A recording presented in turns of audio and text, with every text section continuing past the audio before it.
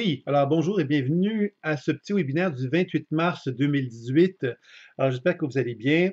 Alors je ne sais pas s'il y avait des questions, des réflexions ou des commentaires, puisque il y a des gens de qui sont dans des lieux différents dans la formation, tant dans la formation personnelle que professionnelle, qui sont présents dans la salle.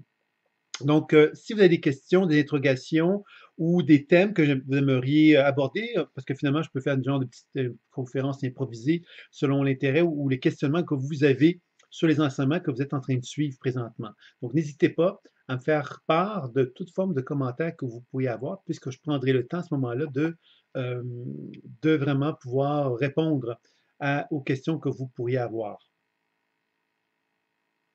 Donc, n'hésitez pas à me le faire savoir, que ce soit donc les personnes qui sont présentes dans la salle, de me faire part des thèmes que vous aimeriez que l'on aborde. Alors, vous vous rappelez donc que la formation personnelle a 15 modules, donc il y a des gens qui sont dans la formule, si je ne me trompe pas, qui sont rendus donc au module sur les chakras, entre autres.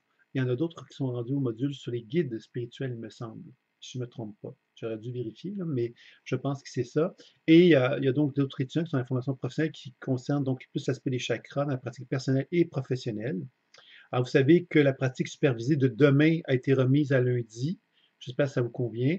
Pour la simple raison que j'ai un empêchement, en fait, que j'ai mal prévu mes choses et demain, je ne peux pas. Donc, je dois remettre ça lundi pour la pratique supervisée, dans lequel, bien évidemment, les gens qui sont dans la formation professionnelle peuvent évidemment échanger entre eux, c'est une belle occasion, mais aussi les gens qui sont dans la formation personnelle peuvent bénéficier aussi de soins s'ils le souhaitent. Ils font une pratique sur eux-mêmes, puis en même temps, ils reçoivent un soin d'un partenaire. Alors ça peut être une façon de faire, ou bien, s'ils le veulent, ils peuvent pratiquer ce qu'ils ont appris dans les 3 premiers modules, puisque dans les 3 premiers modules de la formation personnelle, on aborde un petit peu la pratique vers un partenaire.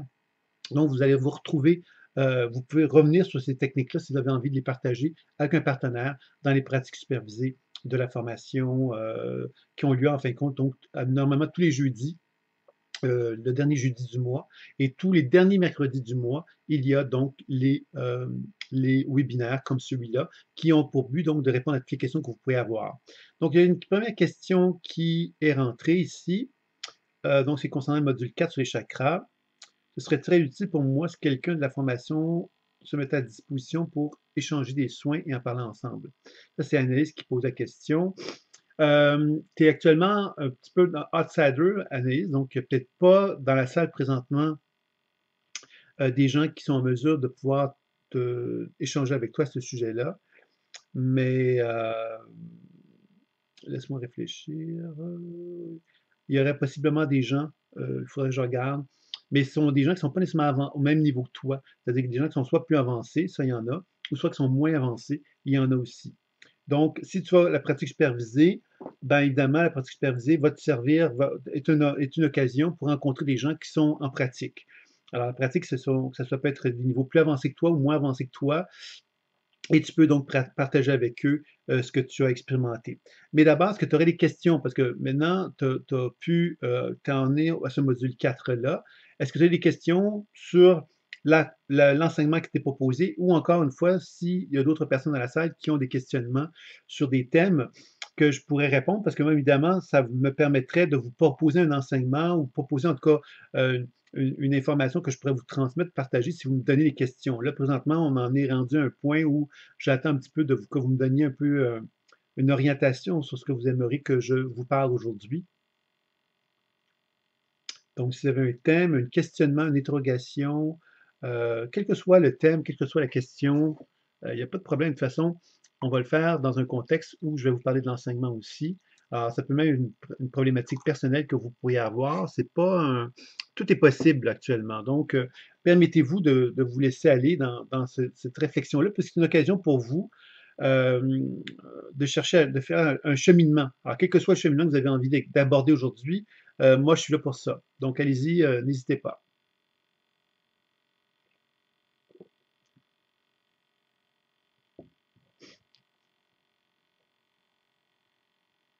Donc, il y a pas de grande question, si je comprends bien.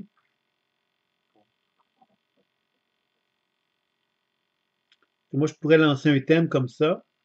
Euh, pu voir un petit peu ce que je dis, puisqu'il y avait Anaïs qui a parlé des chakras dans le module 4. Ça pourrait être un thème que je pourrais aborder un petit peu comme une présentation.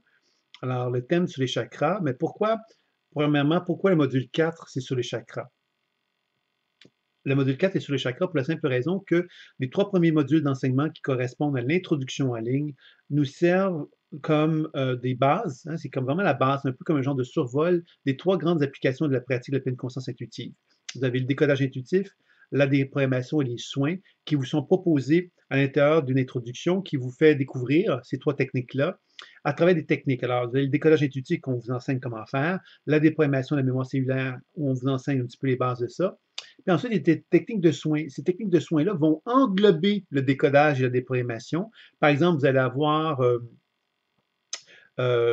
la technique de l'accueil ou la technique de la réunification, qui est une technique vraiment très importante qui vous est proposée, qu'on peut appliquer sur soi et vers un partenaire. Et vous avez ensuite des techniques d'auto-guérison que vous pouvez appliquer sur vous ou sur un partenaire aussi.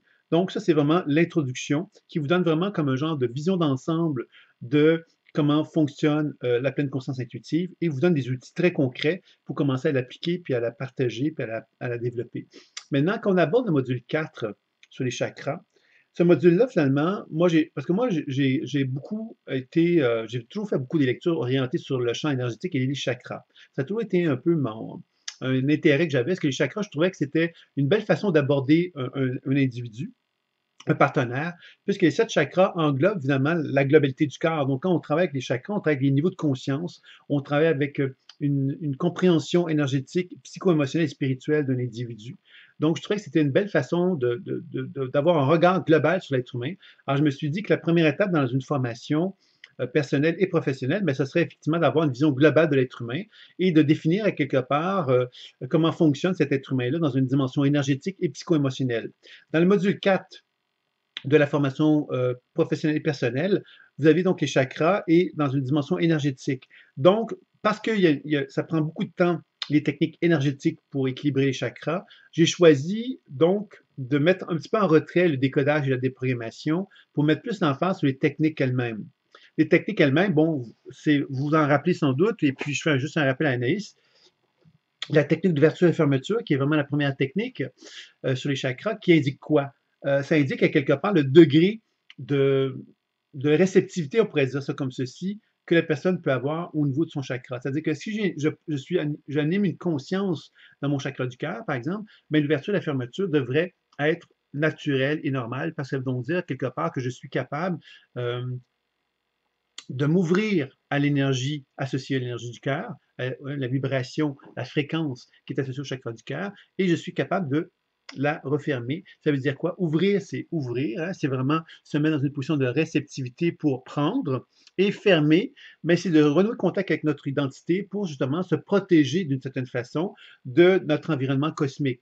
Parce que si on est complètement happé par l'environnement cosmique, ça peut devenir effectivement déstabilisant. Tout comme être tout le temps fermé par rapport à l'environnement cosmique, ça peut être effectivement inhibant. OK? Donc, l'ouverture et fermeture, ça nous permet donc d'avoir une première relation avec chacun des chakras et la relation que j'ai, moi, en tant qu'être humain, avec l'énergie tellurique de la Terre et celle de la cosmique qui est du ciel.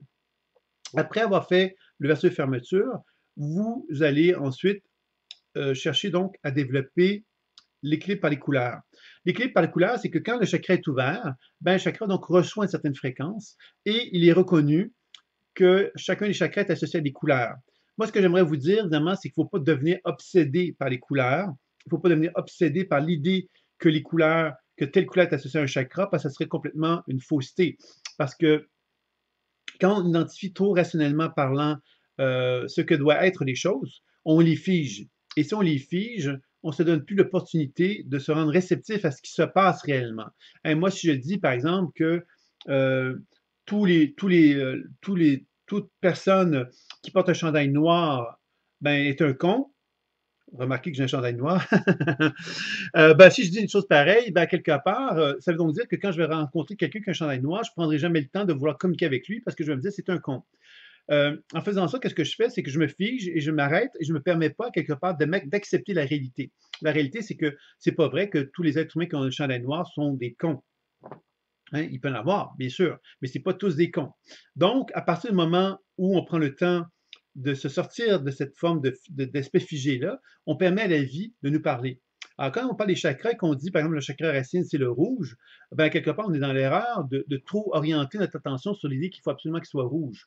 Par contre, ce qui peut être intéressant, et c'est ça que moi, je vous ai proposé dans cet exercice-là, c'est qu'on peut prendre la couleur rouge pour voir de quelle façon qu'elle va se propager dans le chakra racine, et l'orange pour chakra sacré, et ainsi de suite, pour voir de quelle façon que le chakra interagit avec la fréquence qui est associée à son énergie.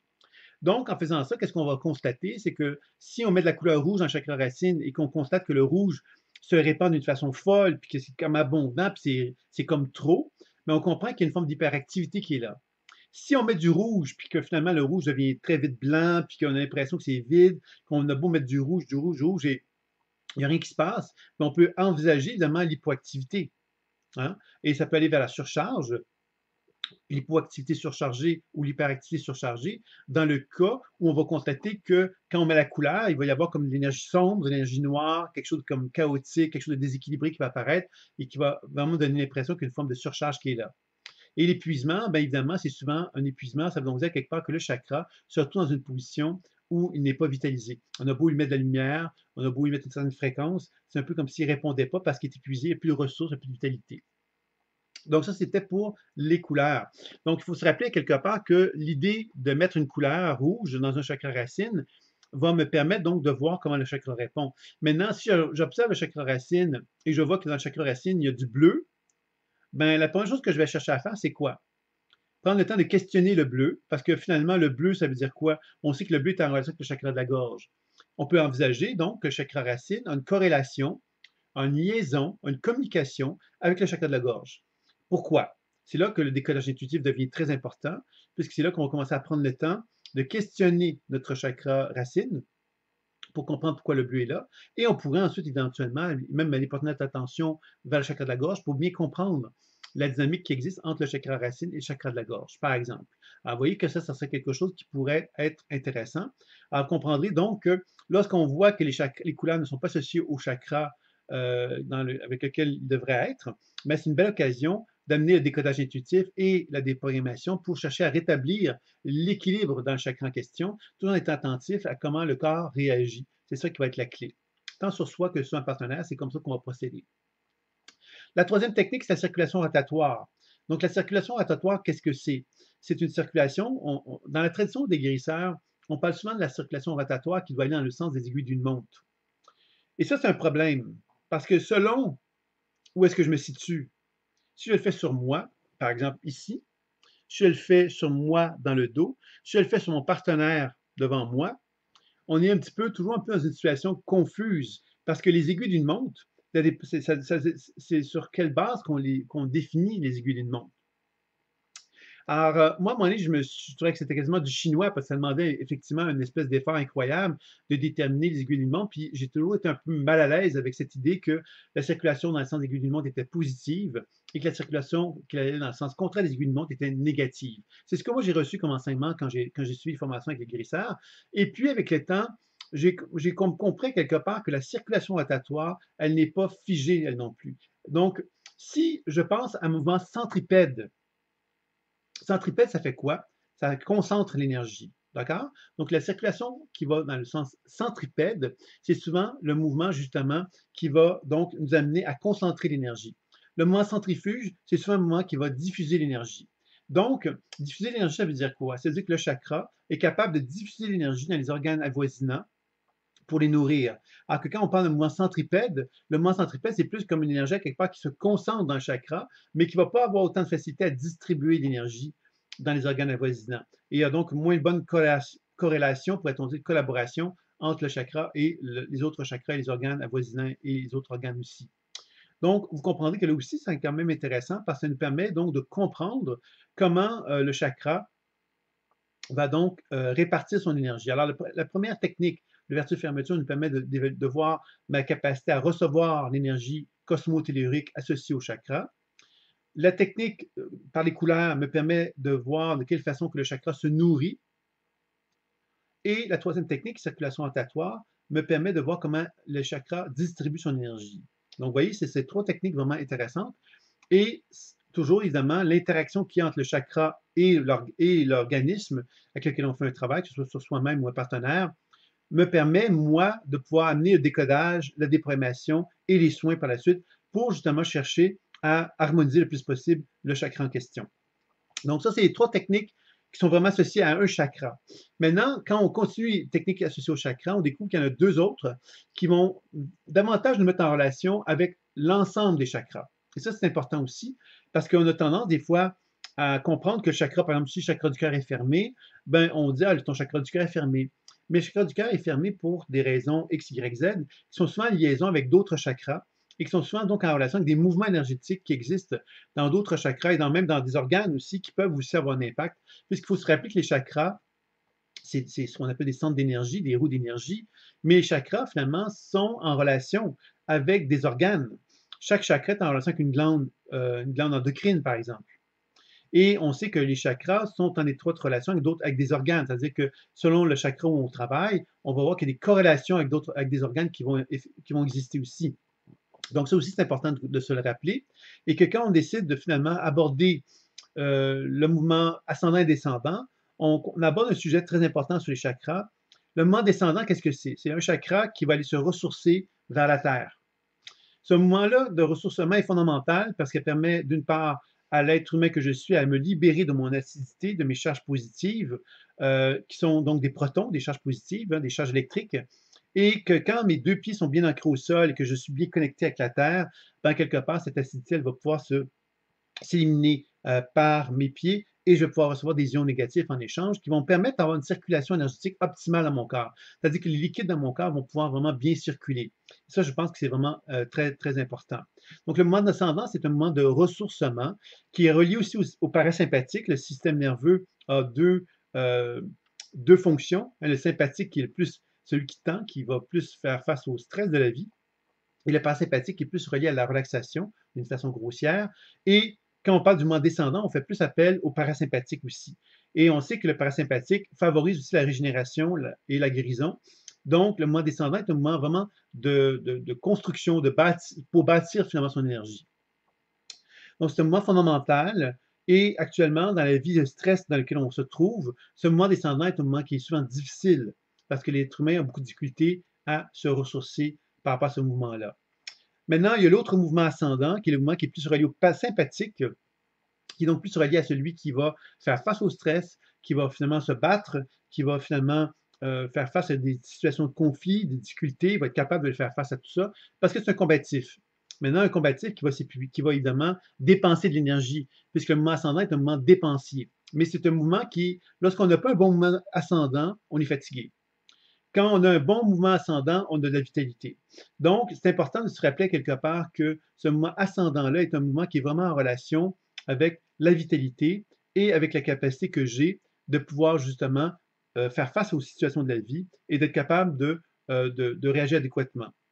La problématique qui vient avec ce que je viens de décrire, c'est que quand on est trop dans le mouvement ascendant, bien initialement, ça veut donc dire que le mouvement descendant est faible. Alors, si le moment descendant est faible, très souvent, ça va générer une trop grande chaleur vers le haut du corps qui va entraîner des symptômes de chaleur dans le haut du corps.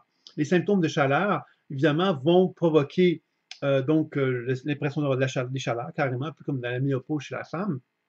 On peut avoir des sudations abondantes la nuit, on peut avoir très soif, on peut avoir des rougeurs au visage, on peut avoir les muqueuses sèches au niveau du nez, on peut avoir l'acouphène. Bon, c'est tous des symptômes que je vous décris un peu pour vous faire comprendre des choses. Et tout ça, quelque part, donc, mon ascendant et descendant sont donc des façons pour moi de pouvoir évaluer de quelle façon que chacun des chakras est en étroite relation avec le mouvement descendant et ascendant, donc le bas et le haut du corps, mais aussi la façon que chaque chakra est en étroite relation avec les autres chakras.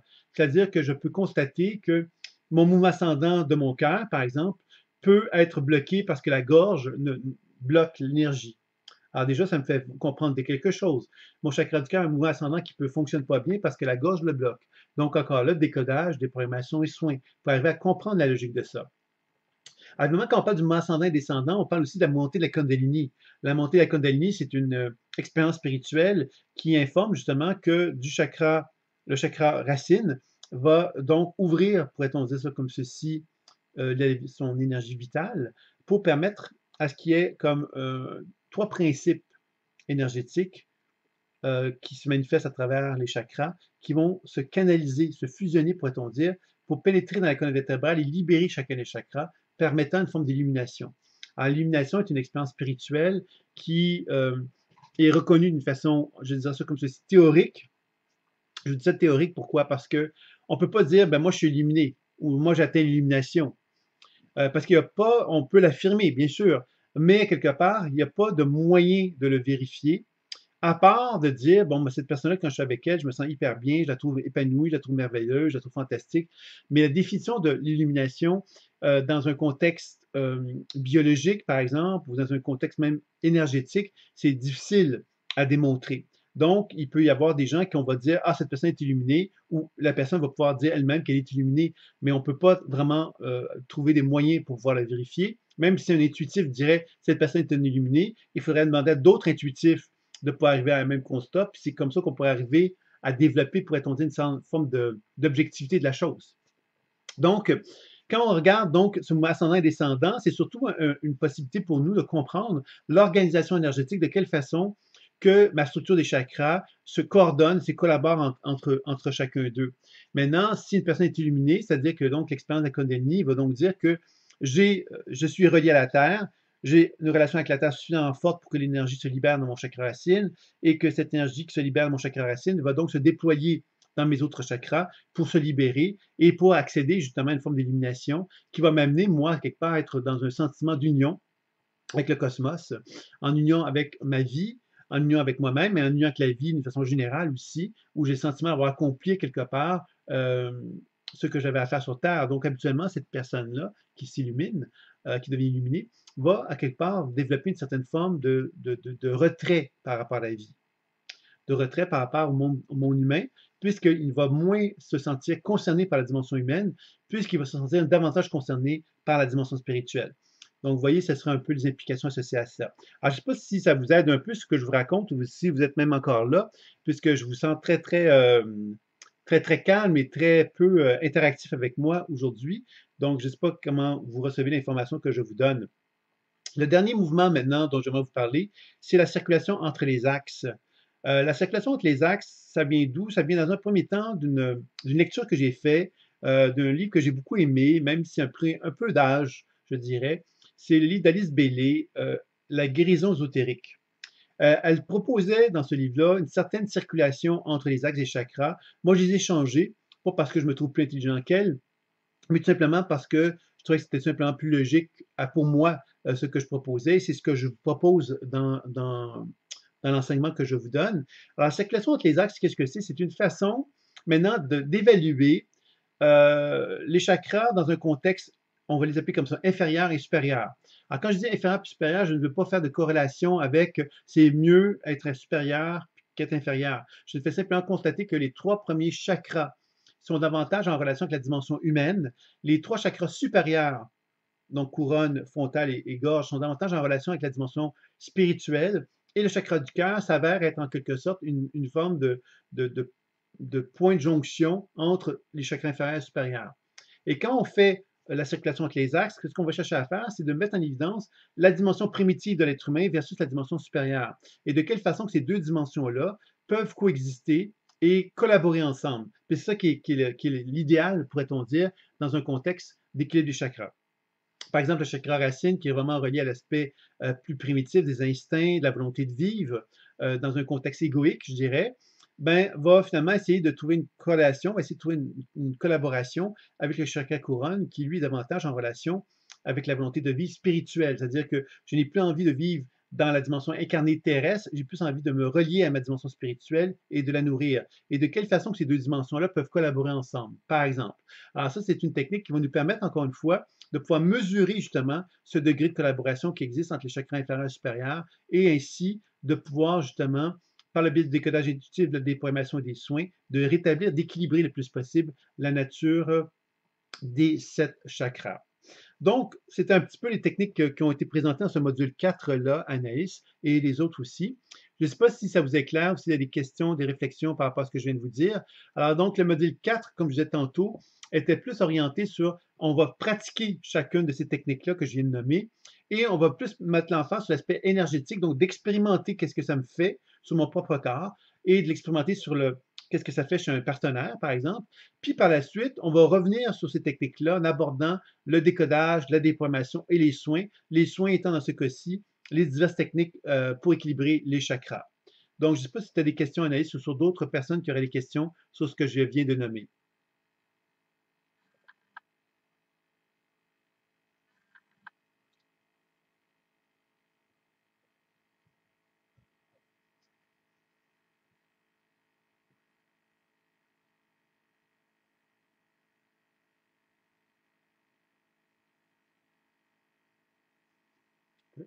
C'est plutôt rare que c'est aussi calme, les salles. Habituellement, quand je fais un webinaire, j'ai droit à beaucoup, beaucoup de questions. Et là, dans ce cas-ci, vraiment, les questions viennent au compte-gouttes. Donc, n'hésitez pas, évidemment, faites-moi part de vos commentaires. Moi, je suis là pour ça, hein. Donc, c'est un temps pour vous. Moi, c'est un temps qui est uniquement pour vous, hein. Donc, moi, ça me fait plaisir de partager ce que je peux vous transmettre. Mais s'il n'y a pas de questions qui me viennent, ben, je ne peux pas tellement faire grand-chose.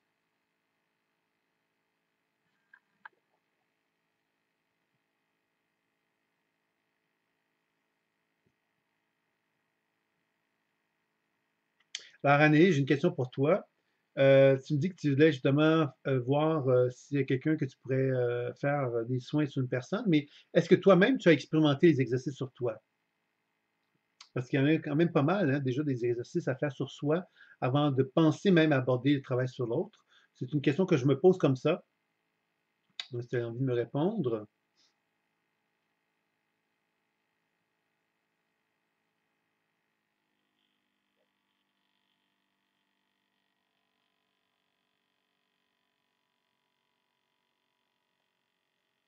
Et pour poursuivre, en fin de compte, dans le module 5, qui va être le module qui suit le module que je viens de vous présenter, c'est un module d'approfondissement où on revient sur les chakras. Mais dans ce cas-ci, on va mettre l'emphase sur de quelle façon que l'on peut travailler sur ce que moi j'appelle la multiconscience thérapie.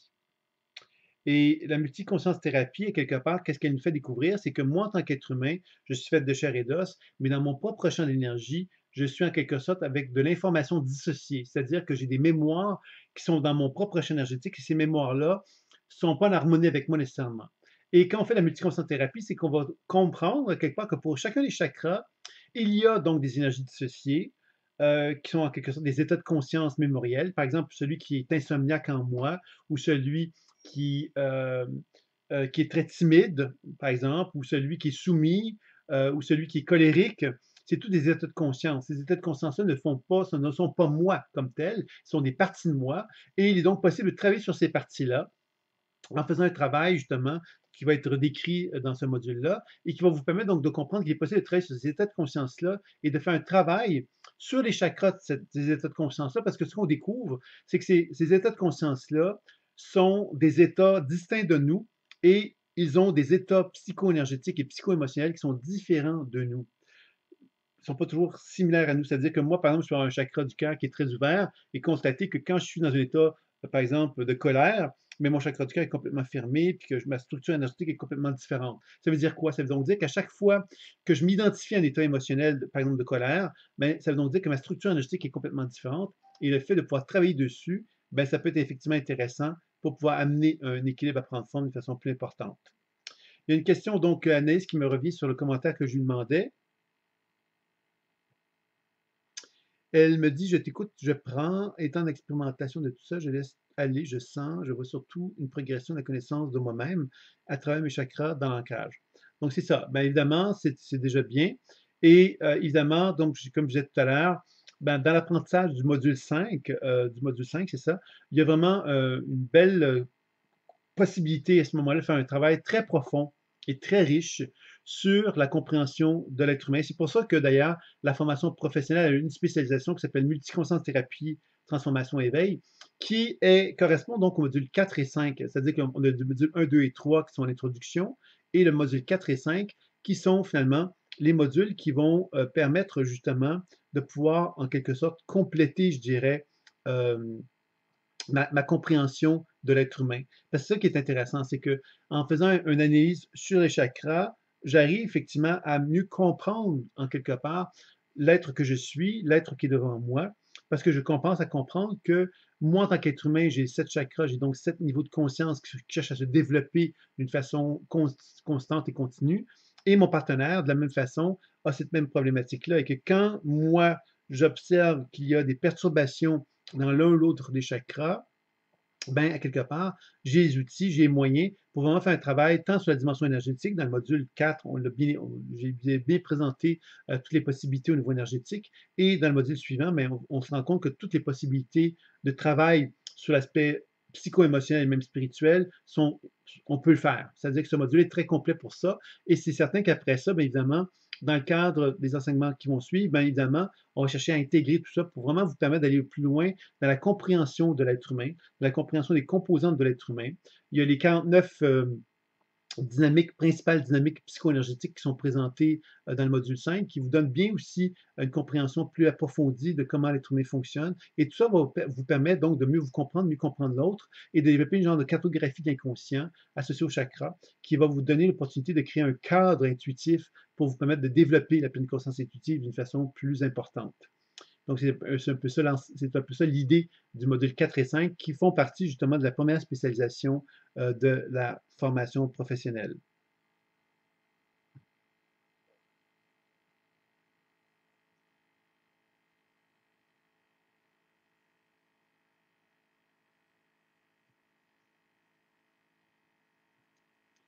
OK, donc je ne sais pas s'il y a des questions, des commentaires, des réflexions sur l'enseignement. Alors, j'ai parlé à Anaïs surtout. Je ne sais pas si les autres ont des questions, des commentaires, des réflexions.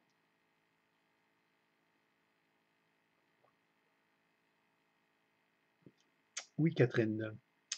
Oui, pour le 4 module, merci des précisions. Je peux personnellement dans le module 5, j'ai difficulté à utiliser les différents états. Alors, quelle est ta difficulté, Catherine? Quand tu me dis que tu as de la difficulté à utiliser les différents états, tu fais référence à pratiquement, c'est ça? À être capable de pouvoir vraiment travailler d'une façon. Je vais donner l'exemple, Catherine. OK, alors moi, par exemple, je vais me prendre comme exemple. Alors moi, je suis rendu au module 5 et j'ai envie donc de travailler sur les différents états de conscience. Alors on sait qu'on a identifié 49 états de conscience, c'est-à-dire qu'il y a 7 chakras, il y a 7 états par chakra, donc ça fait 49 états.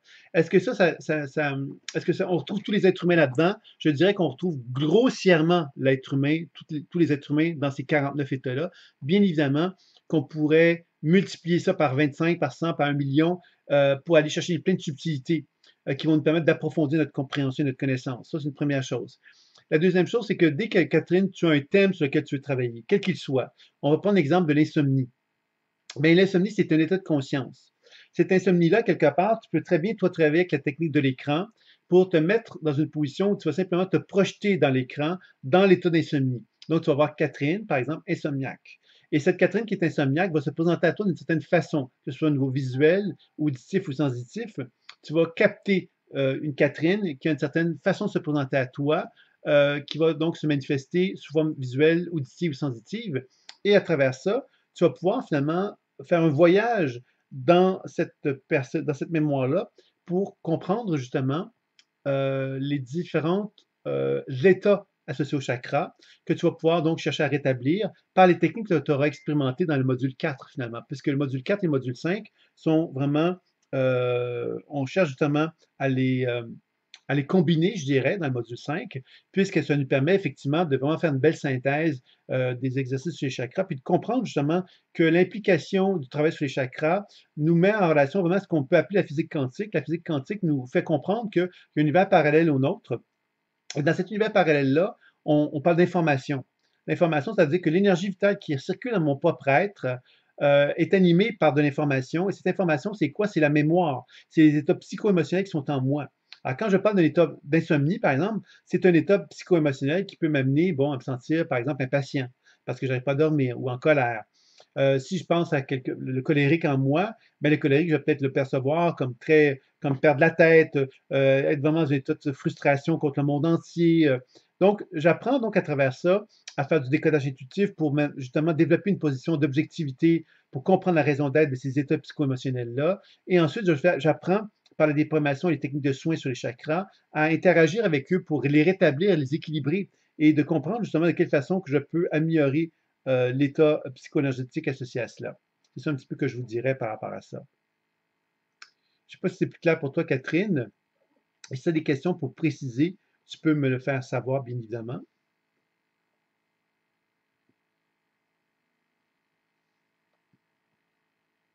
Peut-être que je puisse peut-être me préciser effectivement quelle est ta difficulté que tu as.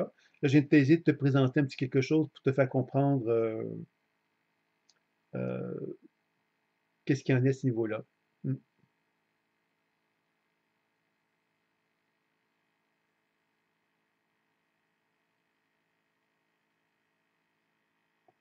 OK. Alors, voici avec ta question, Catherine. Précise-moi le plus clairement possible la difficulté.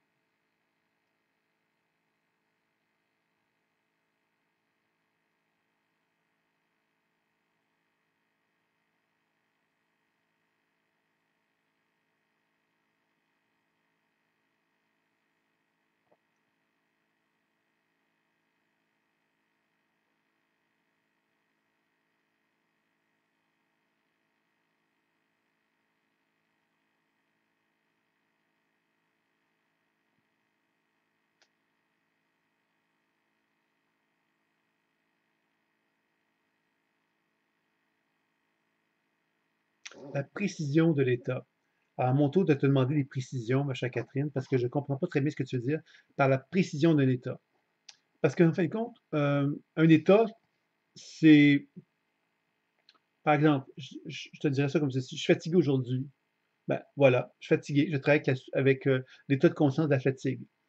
Je me sens confus aujourd'hui, je travaille avec l'état de confusion. Je me sens mélangé, je travaille avec l'état de mélangé, l'état de conscience du mélangé. Je me sens, je me sens fait, bon, ce que j'ai du mal, c'est la pression de l'état, communicateur, etc. Oui, mais c'est ça, Catherine. Ces informations-là ne sont pas là pour embourber l'intuition, elles sont là uniquement pour l'enrichir. Donc, tu n'as pas à te complexifier le mental avec des données qui ne te sont pas utiles. Si ces données-là ne te sont pas utiles, laissez tomber. Le plus important, quelque part, c'est le processus intuitif. L'information intellectuelle qui est associée à cela te permet simplement de te retrouver. Alors, si ça ne te permet pas de te retrouver, c'est mieux de ne pas mettre l'emphase dessus et mettre l'emphase sur plutôt le processus intuitif parce que le processus intuitif, lui, est simple. Les 49 États, c'est simple aussi. Sauf que ça permet d'avoir une genre de langage intuitif, mais peut-être qu'à ce stade-ci, tu n'es pas encore prête à l'intégrer parce que ça demande peut-être justement une trop grande difficulté à l'intégrer. Donc, tu as peut-être avantage à plus travailler sur la simplicité, je dirais, de ce que tu dois faire, tu vois.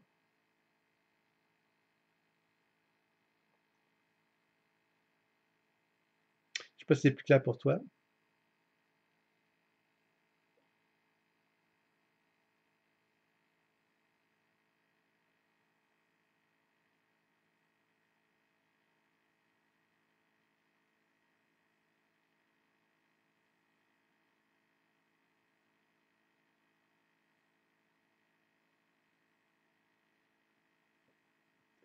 J'ai un peu le refus du langage psy.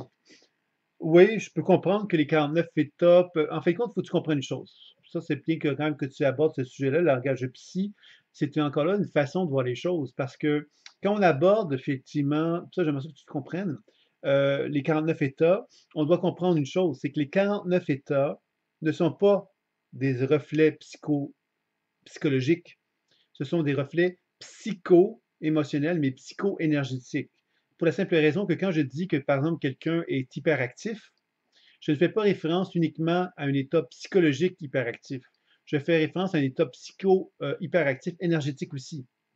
Donc, ça veut donc dire que quand je regarde l'état, par exemple, d'insomnie qui peut être en moi, je peux identifier que cet état d'insomnie-là peut être un état hyperactif, hypoactif, insomniaque, euh, surchargé, etc. Donc, ça me permet de comprendre, d'une part, qu'il y a une liaison entre l'état énergétique de mon corps et l'état psycho-émotionnel de mon corps. Et c'est là, quelque part, que ça devient intéressant parce qu'en ayant cette compréhension-là, ça permet justement d'avoir une compréhension beaucoup plus riche et beaucoup plus holistique, je dirais, des problématiques. Et c'est dans ce sens-là que les 49 États mettent l'emphase là-dessus. C'est sûr que dans la présentation que j'en ai fait, je n'ai pas nécessairement mis l'emphase sur l'aspect énergétique comme tel, parce que quelque part, je ne voulais pas alourdir non plus l'enseignement qui était proposé. Donc, j'ai plus orienté l'aspect psycho-émotionnel, sachant que le module précédent avait quand même été plus orienté sur l'aspect énergétique. Sachant aussi qu'il y a éventuellement, donc, dans d'autres enseignements de la formation, une orientation carrément sur les organes et la relation énergétique avec les organes. Donc, tout ça fait à quelque part que à la fin d'un enseignement comme celui-là, il est possible d'aller chercher énormément cette vision holistique. C'est ça qui est recherché. Quand je dis holistique, c'est vraiment énergétique, psycho-émotionnel et spirituel. Donc, il y a très peu d'enseignements qui sont orientés là-dessus. Et c'est certain que les 49 états dont je parle sont basés sur cette dimension énergétique-là. Donc, ce n'est pas purement psychologique. C'est au contraire une façon pour toi de comprendre la relation qui existe entre la dimension énergétique et la dimension psycho-émotionnelle. Donc, il ne faut surtout pas que tu commences à aborder ça d'une façon intellectuelle, parce que moi, la façon que tu me le présentes me laisse croire que tu l'as abordé d'une façon intellectuelle. C'est-à-dire que tu as voulu prendre les données théoriques qui étaient données, par exemple le communicateur, etc., et de l'appliquer à une observation intuitive, ce qui n'est pas possible. L'observation intuitive est un langage vivant. Les 49 états sont des théories qui nous réfèrent, qui nous permettent de nous référer à quelque chose pour comprendre un état. Et quand on arrive justement à bien comprendre ça, c'est là que ça devient une richesse. C'est pas une richesse si on veut l'appliquer d'une façon aveugle à une réalité intuitive. Là, on tombe dans un piège qui ne serait pas souhaitable, parce que c'est pas là qu'on va arriver à développer une compréhension plus riche à ce moment-là de la démarche intuitive. Je ne sais pas si c'est plus clair pour toi, Catherine. Et s'il y a des gens qui ont des questions, des réflexions, n'hésitez pas.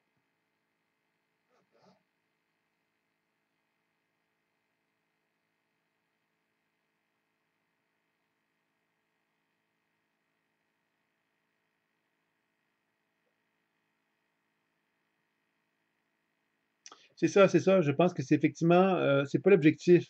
Je comprends par contre que ça puisse être tentant de se perdre dedans parce qu'évidemment, la compréhension. Mais quand il faut se rappeler une chose, c'est que le bâtisseur, c'est quoi? C'est le chakra racine.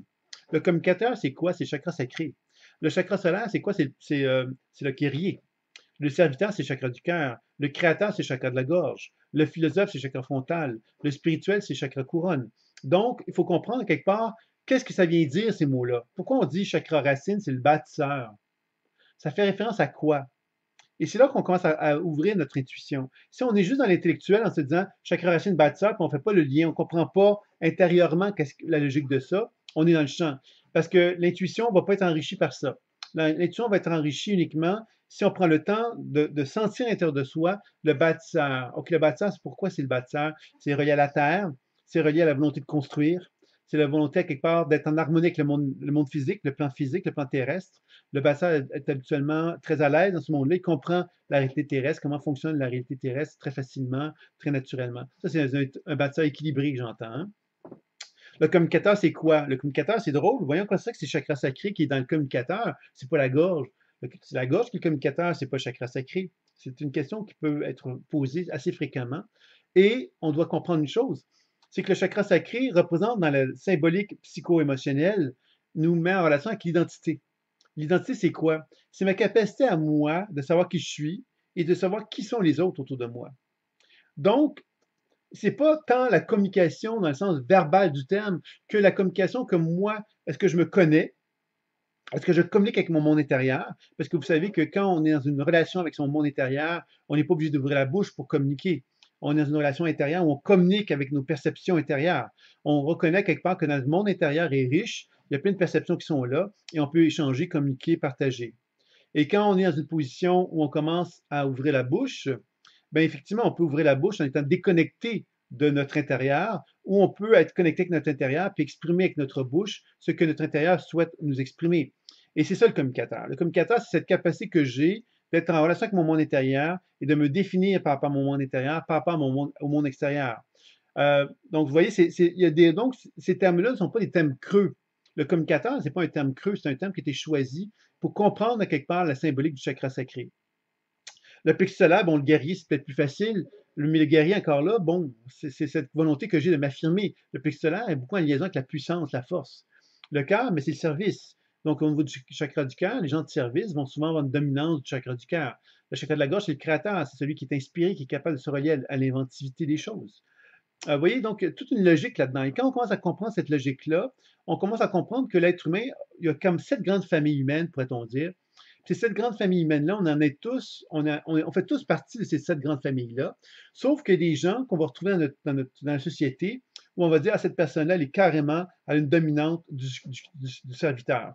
Ah, celle-là, c'est une dominante du guerrier. Ah, celle-là, c'est une dominante du communicateur. Ah, celle-là, c'est dominant au niveau du bâtisseur, et ainsi de suite. Donc, on commence à comprendre que chacun de nous avons des dominances qui vont faire qu'on va appartenir davantage à une famille qu'à une autre. Et on doit comprendre une chose, c'est que chacun des chakras a 7 états. 7 états, c'est-à-dire que moi, je peux être équilibré, comme le bâtisseur est équilibré en une certaine façon d'être, mais le bâtisseur hyperactif n'est pas du tout la même personne. Le bâtisseur hypoactif n'est pas du tout la même personne. Pourquoi? Mais parce que l'hyperactif va dépenser beaucoup plus d'énergie que l'hypoactif. Donc, ça ne crée pas une même personnalité, ça ne crée pas une même composante psycho-énergétique non plus. C'est-à-dire que la personne, à quelque part, ne va pas avoir la même relation avec la vie s'il est hyperactif ou hypoactif, ou surchargé, par exemple, ou même épuisé. Donc, on comprend quelque part que tout ça, c'est une façon de voyager dans la conscience pour mieux comprendre comment la conscience fonctionne. Et c'est ça, évidemment, Catherine, que quand tu prends le temps de regarder tout ça, ben, quelque part, tu dois comprendre justement que ces 7 états-là, quelque part, qui sont associés à chacun des chakras, te permettent de mieux comprendre la santé. C'est quoi la santé? L'équilibre, c'est la santé optimale. L'épuisement, c'est le manque de ressources vitales qui va générer, si on reste dans un état comme celui-là longtemps, la mort. Donc, c'est évident que nous, en tant qu'être humain, on a un rôle à jouer, c'est de se garder en vie et de se rapprocher le plus possible de l'équilibre. Ça veut donc dire, quelque part, d'interagir avec notre être pour être capable de s'équilibrer le plus possible dans les différents chakras d'un point de vue énergétique et psycho-émotionnel. Donc, je ne sais pas si c'est plus clair pour toi à ce niveau-là, Catherine, mais si vous avez des questions, des interrogations, allez-y. Alors, Sylvie, maintenant qui m'a pas posé de questions, s'ils veulent des questions à me poser, c'est ça le moment, puisqu'on va terminer bientôt.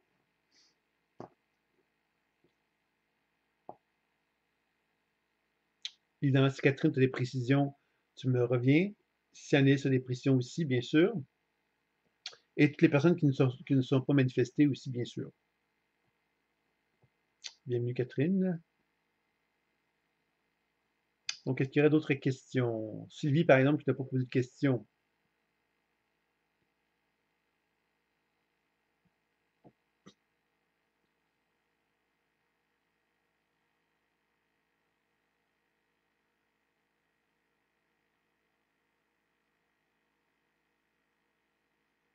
Est-ce qu'il y aurait des questions avant de terminer?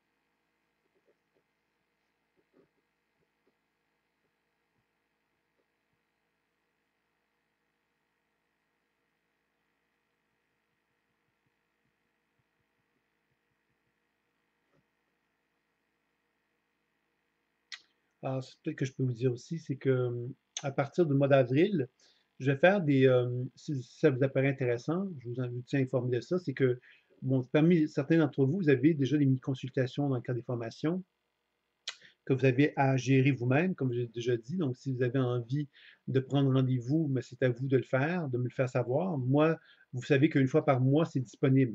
Normalement, vous pourriez, une fois par mois, bénéficier d'une consultation, que ceux qui ont ce forfait-là peuvent le faire. Maintenant, ce que je voulais vous dire, c'est que maintenant, à partir du mois d'avril, il y aura sûrement une animation une fois par mois, au moins une fois par mois, dans lesquels je vais prendre le temps, donc, de prendre un temps pour répondre à des questions dans la vie personnelle que les gens pourraient avoir. Des questions vraiment, c'est un peu comme des mini-consultations que je vais faire avec des gens qui vont se retrouver dans la salle, tout simplement, virtuelle, dans laquelle on fera cela. Ça va être dans le chat que ça va se faire. Donc, ça va être une façon pour moi aussi, donc, de développer un peu le chat aussi, puis de voir un peu comment il fonctionne. C'est pour ça que quand je vois qu'il y a des problèmes de rentrer dans la salle, j'ai besoin de vérifier pour cette raison-là, puisque je vais lancer ça donc en avril. Y a-t-il une nécessité de suivre la progression des modules 4, 5, 6, 7, 8 et 9 pour apprendre? Ben, je te dirais que pour apprendre, non, parce qu'évidemment, l'être humain, il est ce qu'il est, puis on peut apprendre en suivant les modules un petit peu là, tu parles de la formation personnelle, Catherine, pour préciser, puisqu'il y a la formation professionnelle aussi. Donc, la formation personnelle, il y a 15 modules. Mais les 9 premiers modules, effectivement, ont une progression. Je vais t'expliquer en quoi la progression est logique, c'est-à-dire que 4 et 5, c'est sur les chakras. Ensuite, Tu as le module 6, qui est la déprogrammation de la mémoire cellulaire, qui touche plus l'aspect psycho-émotionnel. Vous avez ensuite le module 7, qui va toucher la dimension supérieure, qui touche l'aspect plus spirituel. Le module 8, qui va plus travailler sur les guides, comment travailler avec les guides, qui lui va être un peu une synthèse, où on va revenir avec les guides à travailler pas mal sur tous les aspects qu'on a travaillé précédemment. Puis le module 9 qui se veut un genre d'intégration de tout l'enseignement qui a été donné. Donc, il y a une logique à faire là-dessus. Alors, je ne comprends pas le sens de ta question. Je ne sais pas à quel module tu penses que tu voudrais sauter, que tu voudrais... parce qu'évidemment, si ensuite, en plus, tu as d'autres choses, Catherine, si tu n'as pas bien fait le module 4, c'est sûr que le module 5 est plus difficile parce que le module 4 te permet de faire un travail sur la dimension énergétique des chakras. Donc, si tu as sauté ce module-là et que tu as été directement dans le module 5, bien, c'est sûr que ça peut être plus difficile pour toi le module 5. C'est ça un petit peu que je te dirais. Moi, je dirais que les 9 premiers modules ont été quand même, au début, la formation était de 9 modules et j'ai ajouté 15 modules parce que, bon, j'ai pris le temps de réfléchir sur bon, des demandes que les étudiants me faisaient, ou encore, moi, j'avais envie de faire des enseignements sur des sujets qui n'avaient jamais été trop touchés dans l'intuition. Donc, ça m'a amené donc à développer des enseignements assez variés, entre autres un pour équilibrer une maison, par exemple, en utilisant le décodage des programmations et soins. Ça, c'est quand même assez original. L'alimentation intuitive et l'évaluation des remèdes, ça aussi, c'est un module qui est quand même assez original. Bon, j'ai amené des enseignements qui sont peut-être plus, qui n'ont pas besoin d'être pris en ordre. Sauf qu'il faut se rappeler, Catherine, une chose, c'est que la base de l'enseignement est toujours la même. C'est dans les 3 premiers modules qu'on la découvre, c'est décodage, déprogrammation et soins. Ça, c'est la base. Ça veut donc dire que tout enseignement que tu vas voir, du module 1 jusqu'au module 15, va te proposer justement de te rappeler cette trinité-là. Le décodage intuitif qui te permet donc de comprendre la raison d'être des problèmes, la déprogrammation qui te permet d'interagir avec la mémoire et le soin qui va te permettre de faire le soin. Et dans toutes les interventions que tu vas faire, normalement, tu vas intégrer les 3. Et si tu n'as pas bien compris ça encore, Catherine, ça veut donc dire quelque part que tu n'as pas compris la méthode. Parce que la méthode repose sur ces 3 principes-là. Et les 3 principes-là, effectivement, on va se rendre compte que le soin, par exemple, va changer de, par exemple, sur le module 4, on a vu, je vous ai présenté 5 techniques de soins, donc 5 techniques de soins distincts avec lesquelles vous pouvez combiner le décodage et la déprogrammation. Dans le module 3, vous aviez les techniques d'auto-guérison dans lesquelles vous pouvez combiner le décodage et la déprogrammation. Dans le module 2, vous aviez la technique d'accueil avec laquelle vous pouvez combiner ça. Donc, vous voyez que déjà, au stade où est-ce que vous en êtes, on peut dire qu'il y a un certain nombre de techniques que vous avez, qui sont des outils, et que si vous apprenez à les utiliser comme un peu comme un pianiste qui apprend justement à jouer des gammes, bien, vous allez finalement constater que vous allez avoir beaucoup de moyens pour interagir avec votre corps, celui d'un partenaire, et être capable donc de vraiment combiner le décodage des programmations et soins. C'est ça qui est la clé. Alors, je ne sais pas si j'ai bien répondu à la question, Catherine. J'ai des précisions que tu peux me faire aussi, bien sûr, pour que je comprenne mieux ta question. OK. Donc, c'est ça. Donc, si tu as fait le 1 à 4, bon, c'est déjà la base. À partir de ça, mais c'est ça. C'est que tous les modules qui vont s'en suivre par la suite, moi, je te dirais que, par exemple, si on parle de la dimension spirituelle, je trouve que les gens abordent cette dimension-là d'une façon souvent un peu naïve en se disant, mais moi, j'ai accédé au monde spirituel, puis je ne veux pas faire un travail sur moi. Je ne veux pas comprendre l'aspect énergétique, je ne veux pas comprendre l'aspect psycho-émotionnel. Et ça, je trouve ça dommage parce que quand on ne comprend pas ça, ben, on n'est pas capable d'accéder au monde spirituel parce que le monde spirituel, si on n'est pas capable de se libérer du monde humain, ben, on n'est pas capable d'accéder au monde spirituel. C'est comme ça que moi, je décrirais ça. Alors, c'est certain que le module 7, 8 et 9 sont des modules qui sont bien de faire après avoir fait les modules précédents, c'est sûr. Ça nous permet de mieux nous préparer, je dirais, pour pouvoir le faire.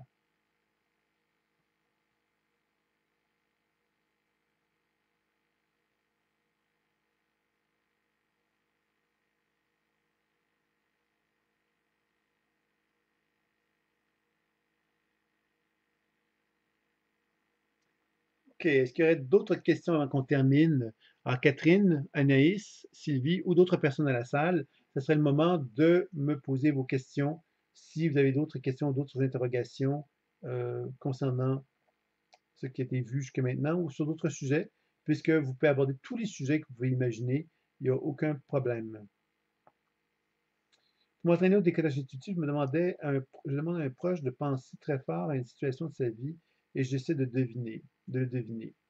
C'est une méthode, mais je te la déconseille. Très franchement, Anaïs, c'est pas la bonne façon de procéder. C'est pas la bonne façon de procéder. c'est que c'est un piège. Parce que c'est un peu comme se retrouver dans une situation où tu apprends à donner un pouvoir à un partenaire. Et ce pouvoir-là, quelque part, c'est insidieux. Je vais donner des exemples de ça. À un moment donné, les voyants, quand on va voir un voyant, euh, il y a un problème avec un voyant, c'est-à-dire que souvent, quand on va voir un voyant, le voyant va commencer à dire, OK, je vois en ton énergie une grande blonde avec des yeux bleus, que tu vas rencontrer en 6 mois, ça va être la fin de ta vie. Je donne un exemple comme celui-là. Et ça, c'est le genre de situation très piégeante. Parce que quelque part, c'est le voyant qui essaye quelque part de donner une dimension terrestre à quelque chose qui perçoit une voie énergétique. Et là, quelque part, on donne beaucoup de moyens, je dirais, euh, on donne beaucoup de moyens aux gens de nous dire qu'on est charlatans parce que ce n'est pas notre rôle de tomber dans un mode de fonctionnement comme celui-là et on tombe vraiment dans quelque chose de plus de l'ordre du spectacle. Je vais vous donner un exemple de ça. Moi, j'ai fait de l'astrologie pendant un certain nombre d'années au début de quand j'ai commencé. J'aimais beaucoup l'astrologie, j'aime toujours beaucoup l'astrologie, c'est quelque chose que je trouve très intéressant. Et à l'époque, j'avais évidemment été formé par différents auteurs, différents enseignants. Puis à un moment donné, j'étais tombé sur une astrologie que je trouvais vraiment très intéressante, qui s'appelait l'astrologie humaniste. Qu'est-ce que c'est l'astrologie humaniste? C'est une façon, ce qu'ils proposaient, eux, c'est que plutôt de mettre l'emphase sur l'événement. Parce qu'en astrologie, l'événement, c'est de dire, bon, il va se passer telle chose dans telle situation, tu vas rencontrer un homme brun qui va t'aider dans ta vie sociale pour t'amener justement à grandir ton réseau professionnel, par exemple. OK? Je dis comme ça un peu une caricature que je viens de vous dire, mais bon. Et quand on tombe dans ce piège-là, qu'est-ce qu'on fait? C'est qu'on tombe vraiment dans la situation euh, de l'événement. On tombe dans l'événementiel. Moi, ce que j'appelle, c'est plus tant l'aspect thérapeutique qu'on met de l'avant, c'est plus le côté spectacle. Le spectacle, c'est les voyants, c'est qui va mettre beaucoup en face là-dessus. Puis je dis pas que c'est pas. On peut être très juste et très précis sur des situations. Ça m'est déjà souvent arrivé que des gens me reflètent ça. Mais si on tombe dans ce piège-là, on est en train d'oublier l'essentiel. L'essentiel, c'est pas de démontrer à personne qu'on est capable de, je dirais ça comme ceci, de voir, par exemple, à quoi elle pense. Le plus important, c'est de comprendre qu'on travaille avec l'inconscient et qu'on est capable d'aider notre partenaire à devenir plus lumineux, je dirais, parce qu'il devient plus conscient de ce qui se passe en lui. Et dans ce sens-là, je vais vous donner un autre exemple de ça, Anaïs, pour que tu comprennes bien, c'est que moi, j'ai souvent observé que les gens, quand on commence à faire confiance aux gens, on est confronté très rapidement à leurs propres limites. Alors, je vais voir quelqu'un, la personne, je lui demande, est-ce que c'est juste ce que je te dis? La personne pourrait très bien me dire, oui, c'est juste. Puis à un autre moment donné, je peux rencontrer quelqu'un qui me dit non, c'est pas juste, c'est complètement faux ce que tu me dis, c'est un mensonge, tu es incompétent, t'es pas à la hauteur. Bon, j'exagère en vous le présentant comme ça. Et là, je serais démoli. Je serais démoli pourquoi? Parce que j'aurais développé une dépendance envers mon entourage en leur demandant constamment de me dire si effectivement ce que je leur dis est juste. Et moi, parce que quelque part, je leur donne de l'importance, mais si quelqu'un me dit que c'est pas juste, ben, j'aurai l'impression d'être donc pas d'être à côté de la plaque. Alors que dans le processus intuitif, la chose qu'on doit chercher à faire, c'est développer la foi envers notre outil. Alors, la foi envers notre outil, ça ne veut pas dire effectivement de ne pas écouter l'autre, de ne pas reconnaître l'autre, mais de comprendre que le travail que je fais avec mon partenaire n'est pas un travail de spectacle, c'est un travail de collaboration. Et la collaboration repose sur une foi que j'ai en moi qui va faire que je vais être capable d'avoir confiance dans mes perceptions pour les communiquer avec mon partenaire. Mon partenaire, lui, la relation que je vais lui demander d'avoir avec moi, c'est une relation d'authenticité. La relation d'authenticité, c'est que si je lui dis quelque chose qui sonne des cloches en lui, mais qu'il soit capable d'être authentique pour pouvoir justement me signifier à quelque part de la justesse de ce que j'avance. Malheureusement, quand je fais un travail avec une personne qui vient me voir, qui a besoin d'aide, je ne peux pas lui demander cette authenticité-là parce que justement, cette personne-là a des protections, a des problématiques qui font qu'elle peut se protéger de ce que je vais lui dire parce que ça va la déranger ou lui faire du mal. L'impression que ça lui fasse du mal. Alors, vous comprendrez que dans ces conditions-là, la foi envers notre outil intuitif est vraiment fondamentale. Et cet outil-là, quelque part, si on veut, moi je te dirais, Anaïs, si tu veux faire un travail, mets de l'emphase sur l'intelligence, la sagesse intuitive, la sagesse intelligente qui anime l'aide de ton partenaire et mets-lui en évidence cette logique et cette intelligence que tu es capable d'avoir de lui. Si tu cherches simplement à ramener ça à un niveau de situation basique en disant ah, ben tu pensais à une girafe, ben là, tu es vraiment dans un contexte de spectacle. Et ça se rapproche plus de la parapsychologie, pourrait-on dire, qui cherche à démontrer la véracité des choses. Mais en même temps, quand on est dans une démarche thérapeutique, on n'est pas en train de vouloir démontrer à quelqu'un que c'est vrai. On est en train d'avoir, nous, on sait que c'est vrai parce qu'on a la foi. Et parce qu'on a la foi, on est capable donc de dévoiler à notre partenaire la justesse de ce qu'on perçoit. Et dans ce sens-là, je te dirais que ça peut être intéressant ce que tu fais, cet exemple que tu fais, mais moi, personnellement, je trouve que ça peut être piégeant assez facilement parce que c'est très facile de se laisser avoir par les autres. Moi, je peux vous donner un exemple. Quand j'ai commencé ma pratique, j'avais été une émission de télévision pour présenter un peu ce que je faisais. Et j'avais eu donc des retombées. J'avais une personne qui était venue me voir. Et cette femme-là, je commençais, ça faisait pas très longtemps. Et cette femme-là, j'ai commencé à faire la lecture sur elle et j'ai dit peut-être 3 phrases. Et très rapidement, elle s'est interrompue. Elle m'a interrompu plutôt. Puis elle m'a dit, écoute, Sylvain, tu es à côté de la plaque, mais c'est normal, tu es encore jeune. Et là, elle a commencé à me dire que j'avais été dans une autre vie, un pharaon, etc., etc. Et puis moi, intérieurement, je me suis fermé les yeux, puis j'ai demandé à mon intuition, qu'est-ce qui se passe? Et là, j'ai senti vraiment comme une information, un flot de paroles qui s'est exprimé, que j'ai exprimé à la personne, qui n'avait pas une volonté de la brusquer, mais qui lui reflétait simplement que ce qu'elle est en train de faire, c'est exactement ce que je venais de lui dire. C'était d'essayer de me manipuler pour, à quelque part, déplacer l'attention que je portais vers elle, vers moi, pour qu'elle ait une certaine forme de relation de pouvoir sur moi plutôt que d'accueillir ce que j'avais à lui dire.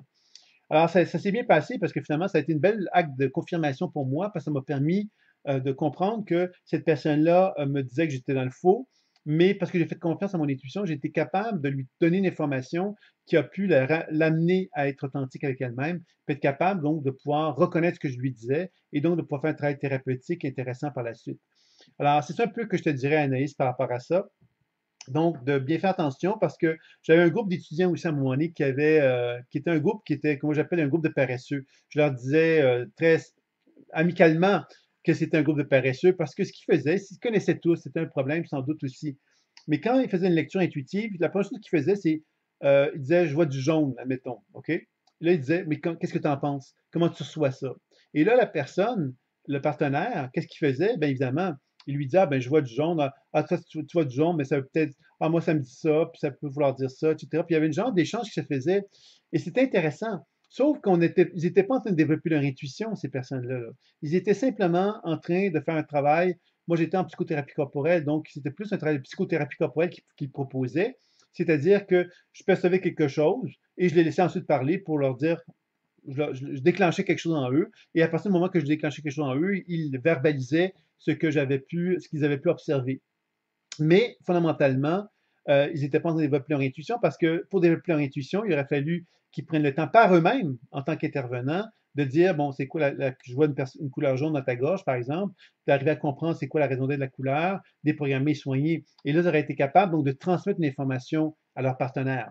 Alors, quand je dis transmettre une information à un partenaire, ça ne veut pas dire que je domine mon partenaire et j'essaie de le convaincre que j'ai raison de ce que je perçois. On doit vraiment avoir une relation de collaboration avec notre partenaire. Cette relation de collaboration, c'est vraiment une position d'entraide. Moi, je suis là pour t'aider et moi, mon rôle, c'est de te donner de l'information sur ce que je perçois de toi. Toi, ton rôle, c'est de me confirmer ou infirmer que ce que tu perçois, que si tu te reconnais ou tu ne te reconnais pas dans ce que je perçois. C'est vraiment ça la relation. On n'a pas donc à demander à notre partenaire de dire c'est vrai ce qu'on dit. C'est pas la vérité, là. Un partenaire ne peut pas nous dire c'est faux ce que tu dis, ou il ne peut pas nous dire c'est vrai. Il peut juste dire, ben, selon moi, ce que tu me dis, ce que tu me dis là présentement, ça ne résonne pas en moi. Est-ce que c'est vrai, est-ce que c'est faux? Je ne le sais pas. Hein, ce que tu me dis, ça ne résonne pas en moi, ou ce que tu me dis n'est pas assez clair, ou ce que tu me dis n'est pas assez précis. Tu vois, c'est des choses comme ça qui vont être importantes. Et c'est pour ça que, Anis, ton rôle à toi, c'est d'arriver à être capable d'interpréter ce que tu perçois, ce que tu vois, ce que tu entends par tes propres moyens. Parce que quelque part, si tu te limites à ce que ton partenaire veut bien entendre, ben quelque part, tu ne seras jamais capable de vraiment faire un travail intuitif satisfaisant. Parce que ton partenaire va toujours te garder à l'intérieur des balises de ce que lui veut bien conserver comme relation avec toi pour ne pas se sentir dérangé par ce que tu pourrais apporter. Donc, je ne sais pas si c'est clair par rapport à ça. OK, Anis me dit, OK, parler plus de l'état ou du blocage induit une situation qui n'est pas utile de dire et, par contre, appuie sur le potentiel évolutif lors du soin. Exactement. Le potentiel évolutif, comment on va y parvenir? Puis ça, c'est autant dans l'auto-guérison, c'est-à-dire la démarche sur soi que vers un partenaire. C'est que quand moi je dis décodage, déprogrammation et soins, le décodage intuitif va me permettre de faire un constat. Par exemple, je perçois un blocage. Je vais donner un exemple caricatural. Je perçois ton chakra du cœur fermé. OK? Par exemple. Ça, c'est un constat. Maintenant, ce constat-là n'est pas intéressant pour notre partenaire ou pour moi-même. Si je me dis mon chakra du cœur est fermé et bloqué, c'est pas intéressant pour moi. Et si j'ai un partenaire, mon partenaire va regarder ça, puis il va peut-être se mettre les deux bras fermés comme ça, parce qu'il va avoir l'impression quelque part que je suis en train de lui dire quelque chose de vraiment plate, qui n'a pas de solution, et ça va le mettre dans une position de méfiance et d'inconfort parce qu'il va se sentir mal, tu vois. Donc, c'est bien important. La déprogrammation, c'est ça un peu l'idée. Le décodage intuitif, on doit questionner, questionner, questionner pour arriver à comprendre pourquoi c'est bloqué. Si je dis que le chakra du cœur est fermé parce qu'il y a une tristesse due à une peine amoureuse, par exemple, déjà mon partenaire va se sentir un peu moins dans cette méfiance parce qu'il va se sentir, si effectivement il a vécu une expérience amoureuse et qu'il reconnaît que ça peut avoir fermé son cœur, il va simplement dire ah oui, tu as raison, tu as complètement raison, c'est en plein ça. Il va nous donner de la valeur. Ça, c'est une chose. Donc, c'est très important le décodage intuitif pour cette raison-là. Et quand je le fais sur moi-même, même chose, très important d'aller chercher toujours la compréhension le plus possible. Quand j'ai atteint la compréhension, la deuxième étape qui est vraiment importante, c'est la déprogrammation. C'est donner à la région, à l'énergie sur laquelle je travaille, qu'est-ce qu'elle a besoin pour se changer, pour se transformer, pour s'équilibrer. Plus je fais de la déprogrammation, plus je découvre que la mémoire qui est figée, qui est bloquée, qui est inhibée, se transforme en quelque chose qui me remet en contact avec un potentiel évolutif. Et encore là, quand je dis à la personne que au début, je dis que son chakra du cœur était bloqué parce qu'il y avait une peine amoureuse qui était reliée à ça, et que je commence à déprogrammer le chakra du cœur, puis à constater que ce que je vois, c'est que la personne en question a une grande sensibilité, une grande émotivité, une grande féminité, puis qu'elle doit apprendre justement à faire confiance à cela, parce que justement, dans cette peine amoureuse-là, elle avait reconnu, elle avait des intuitions très fortes qui étaient en elle, qu'elle n'avait pas reconnues, et qu'aujourd'hui, elle se rendait compte qu'elle ne s'était pas respectée dans son monde intérieur par rapport à cette relation-là, et qu'elle s'était donc brisée intérieurement parce qu'elle ne s'était pas fait confiance, et qu'aujourd'hui, maintenant, elle reconnaît quelque part l'importance de se donner ce droit-là, de se faire confiance dorénavant. Alors, et on peut la voir à ce moment-là dans une position où elle se sent vraiment très droite et dans un désir de communiquer très authentiquement et très vrai, d'une façon très vraie, ce qu'elle ressent et ce qu'elle veut, ce qu'elle ne veut pas face à son entourage.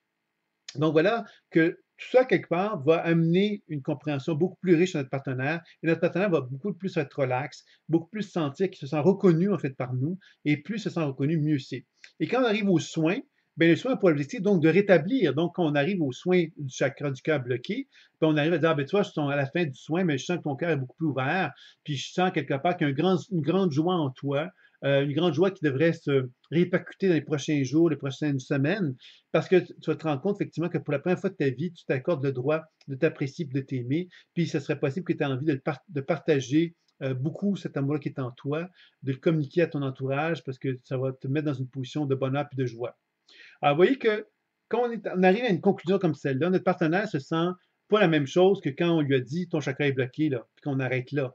Alors, c'est ça ce qui est très important, c'est de vraiment mettre l'emphase sur le potentiel évolutif. Absolument, Anaïs. Je ne sais pas si c'est plus clair pour toi.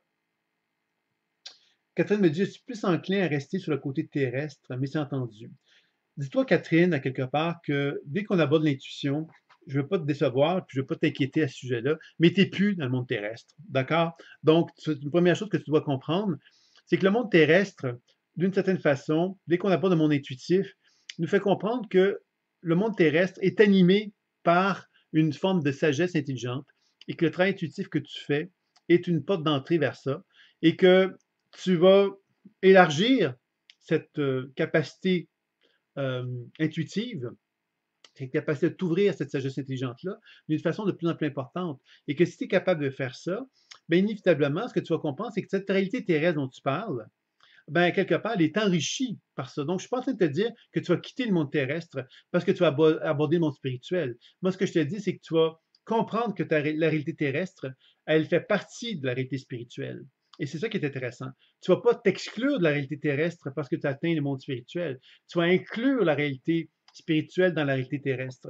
Donc, tu vas complètement être dans le monde terrestre, mais enrichi par une compréhension, une globalisation de la connaissance qui va te permettre de comprendre la réalité terrestre à plusieurs points de vue. Et c'est ça qui va faire que ça va être une force pour toi et non pas une faiblesse, Catherine. Je ne sais pas si c'est plus clair pour toi à ce niveau-là, mais je te dirais de ne pas t'inquiéter concernant cela. Donc, je ne sais pas s'il y aurait d'autres questions avant qu'on termine. Ça a commencé lentement, mais on y arrive, on y arrive. Il y a des questions qui sont posées.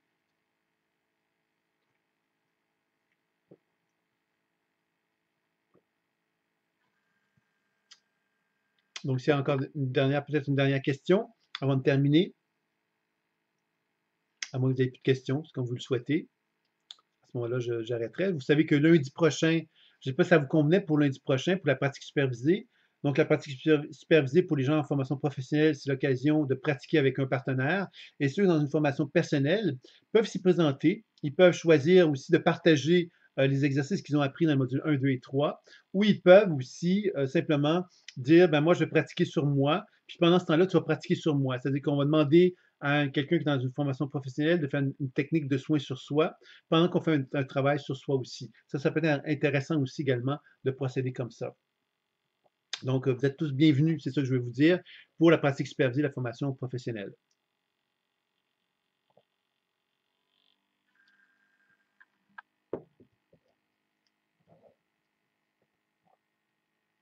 OK, donc je pense qu'il n'y a plus d'autres questions, ça semble plus venir. Donc, j'espère que vous avez apprécié ce petit webinaire, que j'ai su répondre à des questions que vous aviez. J'ai trouvé intéressant d'aborder des choses qui étaient quand même intéressantes. J'espère qu'on les a renouvelées, qu'on les a présentées un petit peu différemment que ce qui avait pu être présenté dans le cadre de l'enseignement que vous avez pu visionner dans le cadre des formations en ligne. Donc voilà, voilà. Alors, si vous voulez bien, je vais donc m'arrêter ici. Ça vous va? Oui, peux-tu redire ce que tu vas amener au niveau consultation de nouveau? Là, je ne te comprends pas, Catherine, parce que ta question, je ne la comprends pas du tout. Ce que tu vas amener au niveau consultation de nouveau. Ah, ok, ok. Tu parles de. C'est-à-dire que vous allez recevoir ça dans le mail, non pas du mail, des mails pour les gens qui sont dans la formation, mais le mail que je présente à tout le monde, qui sont dans la liste du site. Alors, ce que je vais faire, c'est que je vais annoncer pour le mois d'avril, probablement, une, euh, une invitation pour que les gens viennent se présenter dans un genre de petit webinaire dans lequel les gens posent des questions sur leur vie personnelle et moi, je réponds à leurs questions. Alors, évidemment, je ne vais pas faire une consultation d'une personne toute la long de la soirée. Je vais faire des mini-consultations, en quelque sorte. Les gens me posent une question, ça ne dure pas une demi-heure non plus, comme vous avez des mini-consultations de 30 minutes.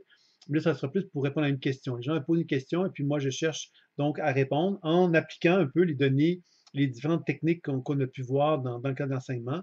Donc, ça va être un petit événement qui aurait lieu une fois par mois, qui aura lieu probablement donc une fois par mois dans la semaine des activités que vous avez, c'est-à-dire donc la dernière semaine du mois, et dans lequel il y aurait donc un webinaire qui serait fait. Effectivement, Catherine, c'est offert à tous. Donc, tu es invité, mais c'est offert également à toutes les personnes qui auraient un désir de pouvoir bénéficier de questions, toute personne qui aurait des questions, en fin de compte, quelles qu'elles soient. Ça peut toucher autant la vie, ça peut toucher leur vie à eux, là. Ça peut être plus de la théorie, ça peut, qu'importe le sujet, ça sera vraiment une occasion pour les gens de poser des questions pour mieux comprendre leur vie. Alors, c'est un petit moment qui va être fait gratuitement et qui aura lieu donc une fois par mois. Donc, le dernier, je vais envoyer un mail très bientôt et vous allez avoir cette information-là. Quelle est la journée? Ça sera donc de la fin du mois probablement.